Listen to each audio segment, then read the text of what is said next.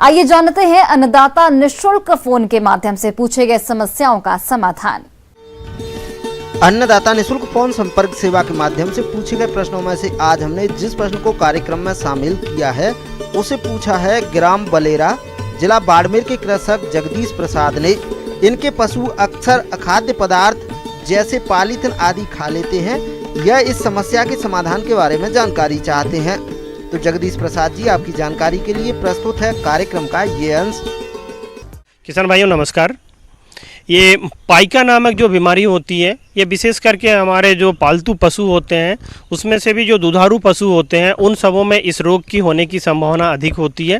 जैसे हमारे गायों में सभी नस्ल के देसी नस्ल हो या फिर संकर नस्लें हों, भैंसों में, बकरियों में, भेड़ों में इस तरह के ये बीमारी देखी जाती है। तो इसमें विशेष करके फास्फोरस, सोडियम और मैग्नीशियम की अचानक कमी होने के कारण पशुओं में ये बीमारी होने की संभावना रहती है। फास्फोरस की कमी पशुओं में आमतौर पर लंबे समय तक अपर्याप्त मात्रा में चारा लेने से उत्पन्न होती है और लंबे समय तक पशुओं के आहार में फास्फोरस की कमी के कारण क्रोनिक फास्फोरस की कमी हो जाती है। इस प्रकार के फास्फोरस की कमी शुष्क क्षेत्र में चरने वाले पशुओं में पाई जाती है, क्योंकि इन स्थानों की मिट्टी में स्वाभाविक रूप से फास्फोरस मात्रा में कम पाया जाता है। पाइका रोग से पीड़ित पशु में कुछ लक्षण उत्पन्न होते हैं, जिन्हें देखकर आप रोगी पशुओं को आसानी से पहचान सकते हैं।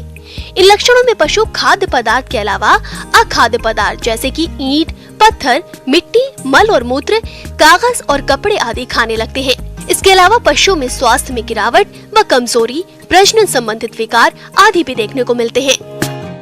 तो इस तरह के लक्षण अगर दिखाई पड़ता है तो आप समझ सकते हैं कि आपके पशुओं में इन खनिज पदार्थों की कमी हो गई है और इस रोग से आपके पशु ग्रसित होने जा रहे हैं। जैसे आप नियमित रूप से दूध की मात्रा के अनुसार में आप मिनरल मिक्सचर अतिरिक्त के जरूर दें।